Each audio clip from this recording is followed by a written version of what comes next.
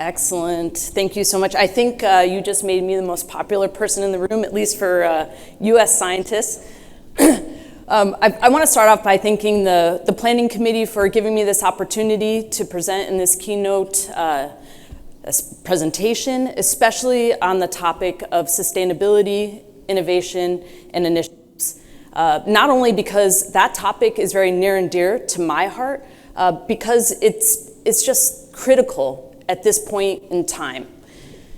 We are currently at, you'll see my title, Grasslands at the Crossroads, right?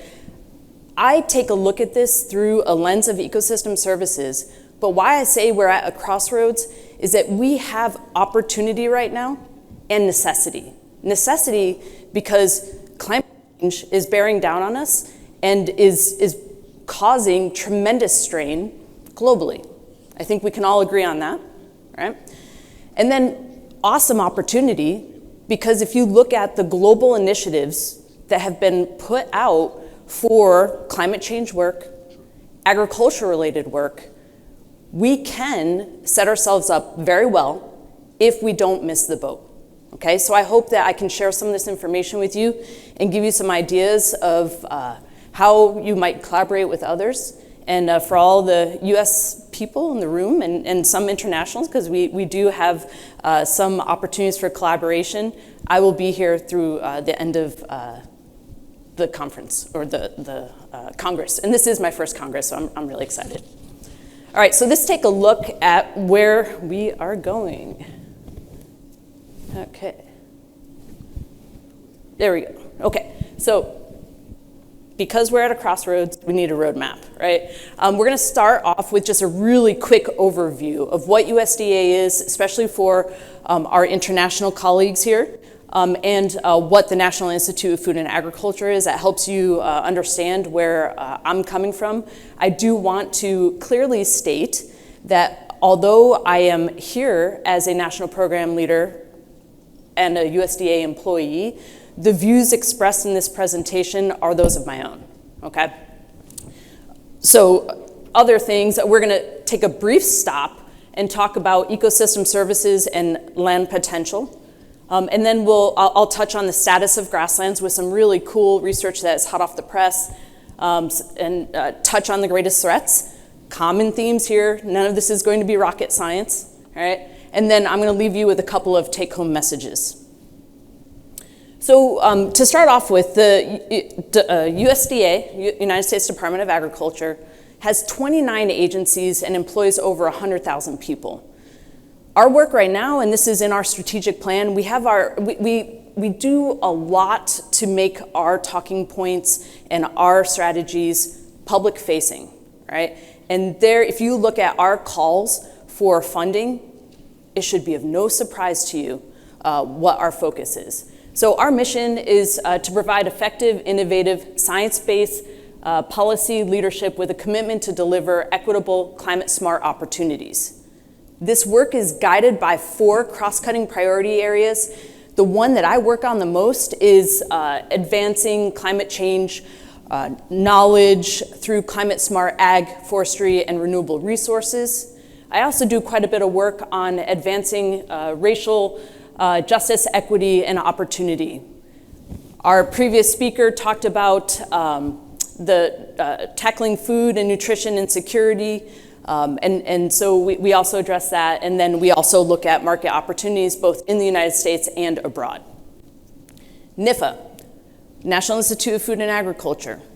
We are the primary extramural funding agency within USDA. That means that we develop competitive grants.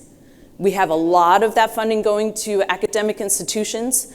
Although the Agriculture Research Service, we have several people here from ARS that also are eligible to apply. Raise your hand if you have been the beneficiary of NIFA funding, right? Look around, people. NIFA has wide reach, okay? I hope that we see even more submissions coming along, because the work that I've heard at this conference definitely fits within our funding priorities and our portfolios. The NIFA was created, and the Agricultural Food Research Initiative was created in the 2008 Farm Bill. This is a Farm Bill year, so we're really excited with the conversations that are happening. We don't have the crystal ball, but we certainly are anticipating what might come down the pipeline. And then we're housed within the REE mission area, Research, Education, and Economics. NIFA funds a lot of work that isn't just research. It's also, we have several programs that are dealing with extension or outreach and education. So just briefly, most of you probably are familiar with ecosystem services. We've heard that throughout many of the talks during this conference. But just big picture, we typically put ecosystem services into 4 categories. The first is required for the generation of all the others, and that's our supporting services. Then we have provisioning, which is the goods produced or provided, regulating the benefits from the regulation of processes, and then cultural are the non-material benefits. All of that, we tend to focus on this because we are conscientious about how these contribute to human well-being, right? We're the ones who evaluate it, so ultimately there are some human-centric opinions about ecosystem services. The dominant ecosystem services in Grasslands are found here. No surprise, provisioning, food, fiber, right? All of those, also water supply and habitat, regulating our carbon sequestration has been a big topic at this meeting. And then cultural is typically our aesthetic and recreation and some spiritual ideas of grasslands and rangelands.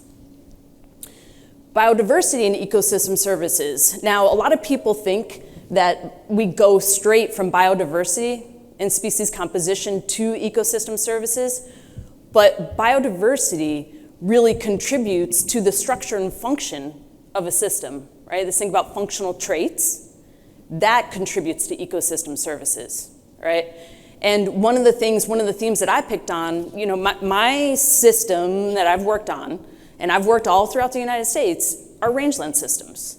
Diversity of grasslands, and then also desert grasslands, shrublands, et cetera. But I am learning a lot more about the pasture systems, which have been really interesting to learn about. And I think that we hopefully can agree on many things, right? Because I think it's important to share some common messages. One of the areas that's very near and dear to my heart, and this is an area that when I was an academic and allowed to do research, I was working quite a bit on land potential. This really connects with ecosystem services well. Land potential we define as the inherent potential of land to sustainably generate ecosystem services. That potential is inherent, right?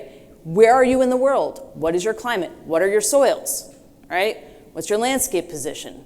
But then it's also influenced by anthropogenic activities, right? What have we done to the land that affects what it can provide today? Why do we care? Those two things help tell us what the resilience and resistance and what kind of ecosystem services are possible from that land, right? So for me, when I think about these things, I kind of put it in this ecosystem service land potential concept. And in my mind, when we start looking at possibilities or areas where we can really have an impact, to me, it's all about aligning land use with land potential, okay? So we're gonna switch gears now. I'm gonna touch on a few things linked to the status of global grassland ecosystems. How many times have you heard numbers thrown out today about the extent of grasslands? How much has been lost, right? The numbers are kind of within the realm, but we all have different numbers, right? One of the things that's been a challenge when we try to advocate for the importance of grassland resources, we don't have that information, right, that other systems do. Clear information, we can point to it through remote sensing, and that really helps when you're trying to convince policymakers and other individuals to buy into something, right? This quote, this is some work out of researchers from University of Nebraska. Grasslands are the most threatened and least protected biome. The idea is that least protected because there's still a lack of general awareness of the importance. I think we probably can all agree about that as well. This study, and I'm happy to share these references with people if you're interested. This is a great study, just came out late 2022, where they took the World Resources Institute data, this map that was created to articulate the areas across the globe that were good candidates for restoration and largely tree planting efforts, okay? Actually, I'm sorry. The map that they created was initially for that, and I'm gonna show you that a little bit later. This study, what they did was use the same data set, but then tried to identify intact grasslands. So what they did, they looked for larger aggregations of grasslands across the globe so that we can start pointing to this. Jim, this is perfect for the International Year, right? We have some great information on what exists that we can put out to people. So this map shows you those areas, and the percentages indicate the percent of intact rangelands or grasslands. Savannas are not included in this, all right? Important to note. This room should be happy to know, because I know we have good representation here, that if you were to take the top 7 intact grasslands or grassy systems, grassy biomes, every continent is represented here, right? I'm not going to read the list for you, but this is a top 7, right? So it's pretty exciting, and they actually have a decent amount. Getting into some of the other data, they identified 70 grassy ecoregions that had a reasonable amount of area, right? Only 7 of those remain intact over large spatial areas, right? Which is a great story because we can actually look at those systems to understand better why they have persisted over time. Some of that is going to be human-driven. Other portions of it are going to potentially be inherent elements of that system. 21 grasslands are less than 20% intact, and then 14 grasslands are greater than 60% intact. This is great information to use, right? Jim, I think we're starting to develop our elevator pitch, right? You asked us, the people that joined the roundtable session. So now let's talk about the spectrum that we have been discussing at this meeting, right? Because we have to start thinking about what are our talking points, how are we discussing the ecosystem services that come from the spectrum of grasslands, those that are extensively managed, which we define as our native rangelands that typically have low managerial inputs, right? All the way down to the spectrum of cultivated, right? Which might be some of the pasture systems that many of you had a chance to see yesterday, as well as a majority of the presentations that I've seen here. So this is a continuum, right? There's no hard and fast line. But let's look at some of the generalities from an ecosystem service standpoint. Now, what I'm presenting is general information, the 2 sides of the spectrum, okay?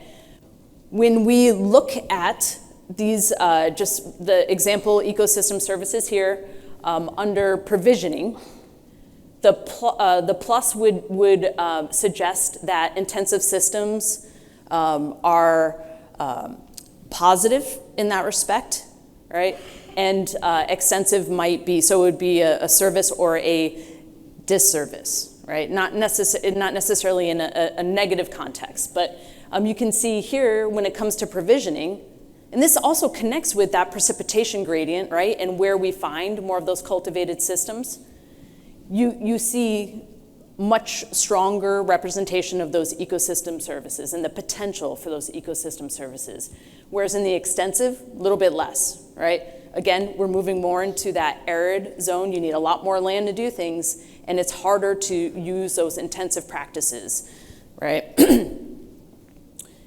Now, when we switch to some of the regulating services, again, we're talking about the two ends of the spectrum, you have a little bit of a flip-flop, right? And that's driven from biodiversity and other things, less intense use of that land. You see more of a gain in things like climate regulation, pollination, weed control, et cetera. And when we look at outcomes of supporting and cultural resources, you see a little bit of a shift again to extensive, right? We need to think about this. So when from a messaging standpoint, it doesn't mean that one is better than the other. When I look at this, I say that one is a better fit based on the land potential, right? So again, things that we can think about, I've been paying attention to the statements that people have been saying in their presentations and trying to identify some opportunities here. One other thing I want to point out is that we're dealing with very complex systems, and the public sometimes struggles with this, right? I love the question, the last question that was asked. Can science change ideology, right? I wish it could, based on the evidence I have, not necessarily. I'd argue it's because we're not good storytellers, right? And that's the importance of extension in the system, right? So grazing is probably the top thing that people look at and argue. Positive response, negative response, right? There should be a unifying trend. In some situations, as the scale becomes more narrow and you're looking at smaller geographic scales, you might find those unifying trends. But when you start looking beyond that, we can't expect the same response in all systems, okay? A paper that I had the pleasure, I can say this publicly, I had the pleasure of reviewing, and then I was invited to write a perspectives piece for this paper. It was published in Science, and one of the things that was very unique about it is that they did not look at ecosystem services as one ecosystem service response to another parameter. They recognized the complexity and they looked at interacting effects. What did that translate into? A pretty complex story, right? Which is very helpful because at a course scale, that could be used to help identify regional areas for priorities, et cetera. I wanted to show, instead of showing you series of graphs, right?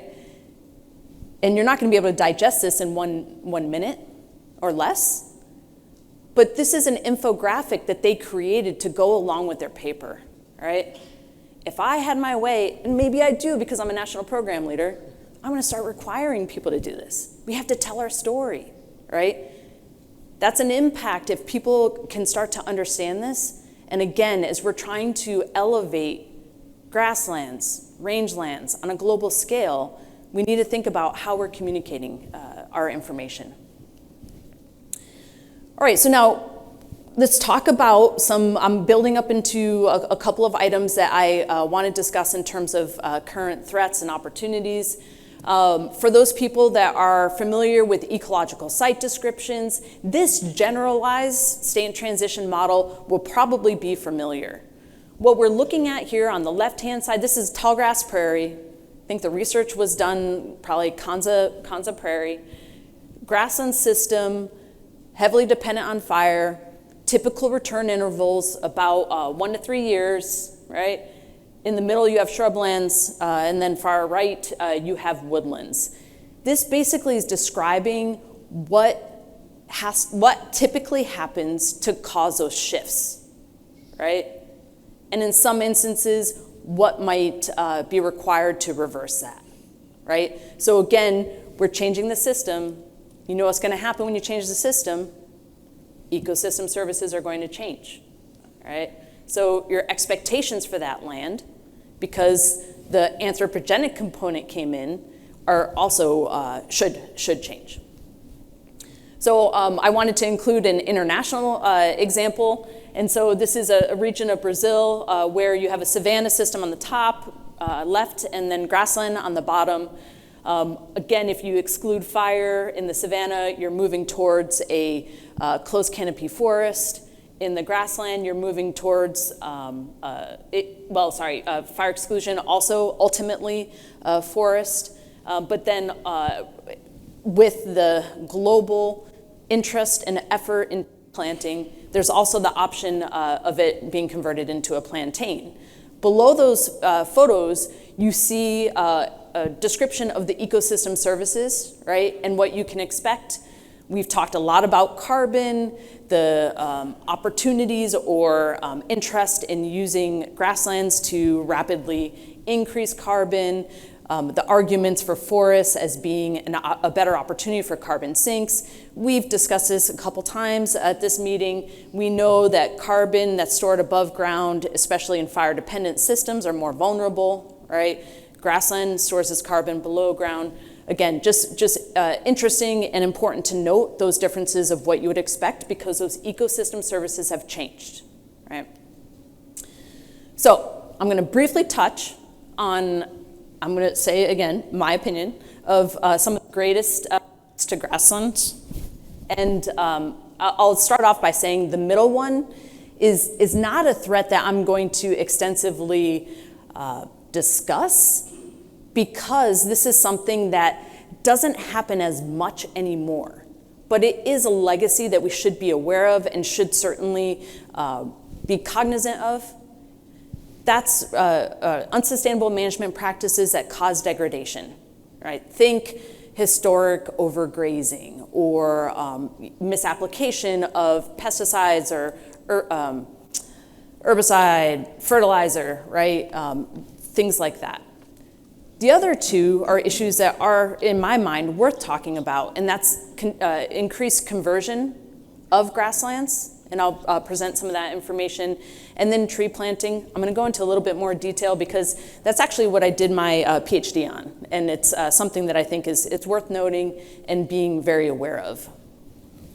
So conversion, one of the things that's interesting to note, and I haven't been able to gather updated data on this, but from 2007 to 2015, almost 1 million hectares were lost to conversion to either crops, energy, or some other alternative land uses, all right?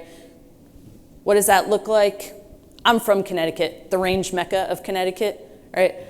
Okay, that was funny. You guys are still asleep, right? At least I thought that was funny. So this is a little bit less than the size of Connecticut within a fairly short period of time, right? And so that's something I think we definitely need to be paying attention to and making sure that we do have some talking points ready for that. Now tree planting. I love trees. Everybody loves trees, especially if you grew up in the United States because it's celebrated. I bet there are people, I can't imagine there's a person in this room that went through school and was not given a tree to take home to plant, or done it as part of school, right? And so we celebrate tree planting, and I just want to start by sharing this. I mean, it's real interesting. If you look at land settlement patterns in the United States, when people from Europe came to the eastern United States, they loved their trees, and they had been managing them a lot longer than we had. When we, as a US government, wanted to increase settlement of the western United States, we offered incentives. One of those incentives in the 1800s was you get 160 acres, right? You get it for you to settle, to start your life and be productive. But you have to plant that to 40 acres of forest, right? In grassland ecosystems. Now, I'm not going to dog them because to a certain extent, that was out of necessity. They needed fuel, right? They needed building supplies. There were a lot of things that they needed. But certainly I'm going to describe, I think, some of the practices that we're doing now that I would argue conservation contradiction. So Arbor Day was invented in Nebraska, a prairie state. Nebraska has a man-made forest, a legit forest. But J. Sterling Morton is a of Arbor Day, interestingly from the East Coast, worked for a newspaper and really publicized it, and it definitely caught on. Okay, brief touch. I have to do a shout out to my PhD research. Eastern red cedar, native tree. In the Great Plains, it typically was restricted to rocky outcrops and shallow soils because of the fire that would occur in that region. Eastern red cedar was one of those species that was touted for conservation. It was a native species too. Established well, grew fast, and was readily available. This species was planted throughout the Great Plains as well as many other places in the United States beyond areas where it historically occurred.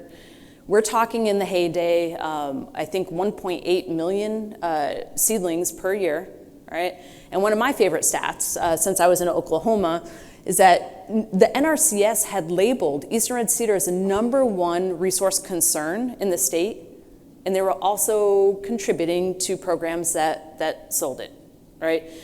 So we had great discussions, and actually minds were changed, right? And I think part of the message I want to share is we need to have these discussions. We need to talk not just to ourselves, not just to scientists.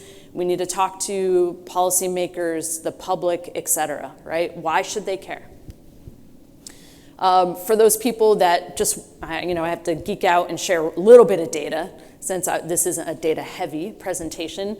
On the y-axis, you see livestock production as a percentage of maximum capacity. On the x-axis, you're looking at years of red cedar invasion. As you move to a more close canopy of eastern red cedar, you just have a completely plummeted production potential. That goes along with many other ecosystem services, notably grassland specialist birds, favoring generalists. Okay. Let's talk about a huge buzzword, natural climate solutions. You cannot read anything about carbon markets, carbon opportunities, and not hear or see the words natural climate solution. Afforestation, planting trees where they did not historically occur, different than reforestation, right?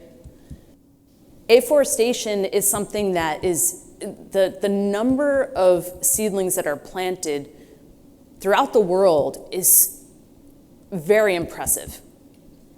These planting campaigns have mobilized the public, right? Again, this should be a lesson for us. People come out, people pay, people volunteer for 3 days to plant thousands of trees, right? This photo is from China, showing some of these, again, in an area that was not historically a forest. And this is just one example, right? In some situations, this is out of necessity, but not always. This is also used to help meet international goals set by the Bond Challenge. So the Bond Challenge, they already hit their first benchmark, which was in 2020. The next goal, which is by 2030, aims to have 350 million hectares that were considered degraded, restored via tree planting. The Trillion Tree Initiative, you might have heard of. The US joined this effort during the last administration and are contributing to that. In the US, they've established an interagency committee that is also participating in that. Now, this is some really cool data that's important, and it's been out for a while, but I hadn't seen it.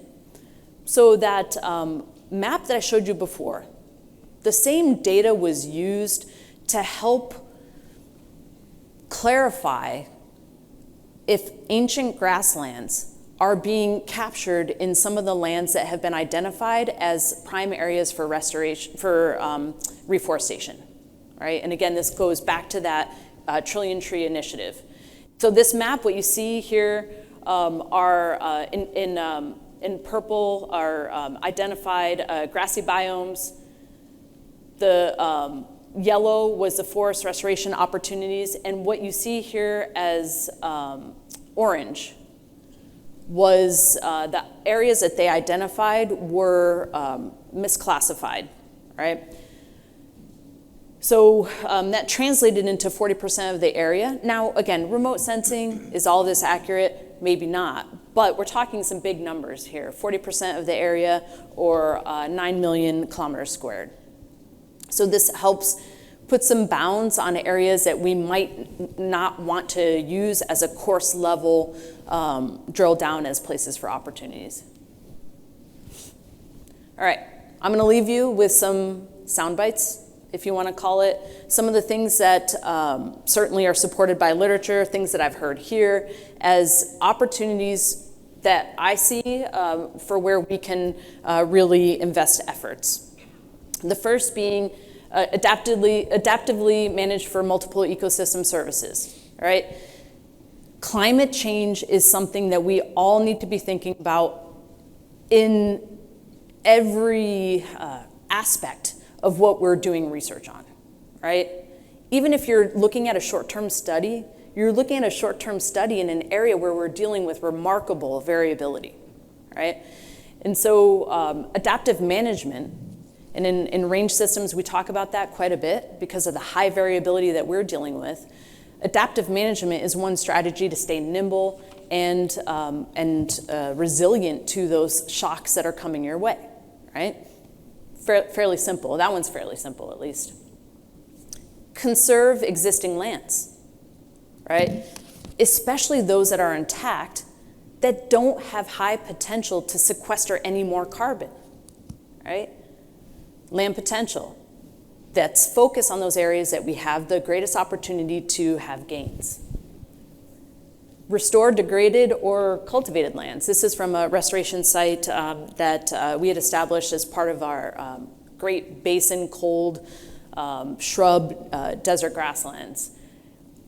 We have great opportunity to restore lands that have, this was a wildfire, right? And so not as much, low carbon system, not as much carbon lost as if you were to till that soil, right?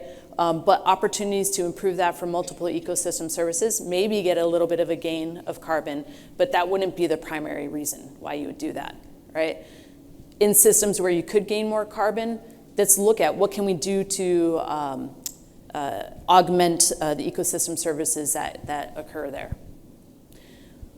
I want to highlight a couple of initiatives that should get your brains working or flowing in the United States. There's been 2 big programs that were launched over the last couple of years that provided opportunities for tremendous funding in climate change and restoration. The first one I didn't put up here, but the Partnerships for Climate Smart Commodities, right? We're talking several $1 billion that rolled out in 1 year. It's crazy, right? Public-private partnerships and federal funding to make that happen, right? The second is something that really touches on some really good potential for grasslands and rangelands. And that's the America the Beautiful initiative, right? Over several years, I think the time frame was 10 years, the Biden-Harris administration had pledged $1 billion. They rolled out their first set of awards, I think in the winter of 2022. And I looked at all the awards, and there are several in there that absolutely deal with restoration of grassland and rangeland systems. Wanted to touch on just one example. I know we don't have time to go into a lot. I don't expect you to read all of the small print, but this project, so the sandhills are one of the larger grassy biomes, the intact grassy biomes that were identified in that study. This project, the total grant funding, so the grant amount from, and the Department of the Interior administers this funding. The funding was $400,000 with some matching funds that added another $900,000, right? What are they looking to do? They're improving habitat connectivity, right? They're improving climate resilience, Some of their activities: remove invasive plant species, reintroduce fire to the system, and seed those lands, right? Opportunities to gain. There's funding out there for this. NIFA also funds this kind of work. Remember what I said before? Read the USDA strategic plan, and look at what our priorities are. We're using the same language, and we're also responding to our administration's priorities. Seek innovative climate solutions. You heard when Dr. Pace or Sarah gave her presentation, you heard some of the cutting edge work that she presented on methane mitigation opportunities. NIFA just created a new grant program so that we can align our efforts with the Global Methane Pledge and the Global Methane Hub. Why? Because that's a global initiative that is looking to grab the low-hanging fruit that could allow us to have the greatest impact on climate-related greenhouse gas mitigation, right? That's just one example. I really enjoyed how she made specific connection to resources or approaches that might be more appropriate for extensively managed rangelands. Let's look at the genetics, right? We saw in her data that a couple of the animals were inherently emitting less methane on the same diet, right? In more intense systems, we have a little bit more tools in our toolbox. We can use feed supplements and other things. So let's continue to look for innovative solutions. And most importantly, when we start talking about this, now I'm gonna have a couple of points that I wanna make. We have to remember that people are part of the process. We can do the best science in the world, but if we're not talking to people, and I'm not saying on the tail end, right? We need to be talking to them at the onset. And I'll touch on that in a second, but really we need to be looking at the social, the economic, and political elements that go into this. Globally, we know that those situations change, whether you're looking at a developing nation or not, and then certainly as you move throughout the globe. So, this might sound redundant, but engage stakeholders in the process, and now I'm building up to one of my plugs in terms of transdisciplinary work, right? If you are not involving stakeholders in the process, the probability of them, one, being willing to take this information and say wow, okay, I knew what they were doing, I provided input, I'm gonna look at these results and maybe change my mind, right? The chance is much higher than if you just hand somebody a report and say, you've been doing it wrong, right? Where's the buy-in? You don't have the buy-in. You also might be doing something that culturally is completely unacceptable to them, right? So one of the things I want to put a little plug in for some of the outreach that I've been doing with my NIFA team on transdisciplinary approaches, right? Often we have a lot of scientists in the room. We look at top-down approaches to science, right? We're looking at relationships. We're looking at interactions. On the opposite side of the spectrum, we have participatory approaches, right? We need to meet in the middle and figure out how we're addressing things so that we can have more impact out on the ground. So involving people throughout the process. I'm wrapping up here. So I just want to put in another plug for the discussions that we've been having at this meeting about the International Year of Rangelands and Pastoralists. My eyes were opened when I sat with my colleagues who work mostly in pastures and realized that we need to figure out how are we making sure this isn't just about rangelands, that people recognize that grasslands and introduced pastures are also a part of that. So opportunity for global awareness is continue to collaborate to figure out what are those talking points. Finally, I'm returning back to the slide that I started off with, right? We're at a crossroads. You heard what I had to say. I'm gonna introduce 3 elements, right?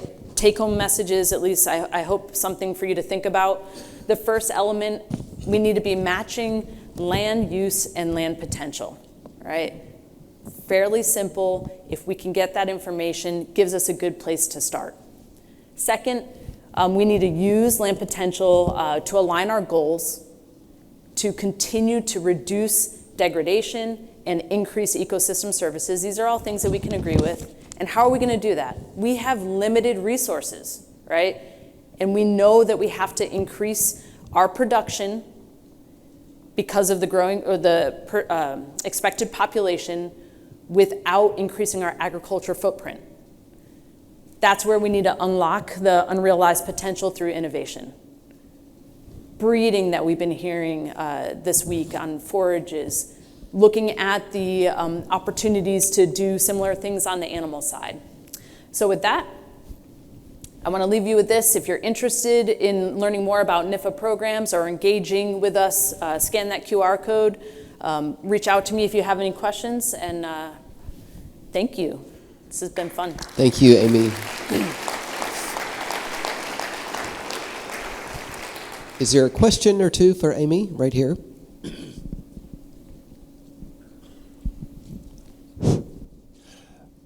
It's wonderful to hear the enthusiasm, Amy, from the very top of the research policy here. I come from New Zealand. I'd love to see it at home. I noted in the slide with showing the threat to grassland biomes from the Bond project, left out New Zealand. That's because it's not a significant biome. But I can tell you that for a lot of the hill country pastoral sector, it's been planted with forestry to deal with climate change, and the impact on communities is really significant. So some of the points you made about the need to engage communities, it just really identifies the crises we're facing in terms of climate change and what it means for carbon. Yeah. Thank you, Pat. Any other questions? Amy mentioned that she'll be around throughout the rest of the Congress, so please take time to talk to her about these further details. Let's thank her again.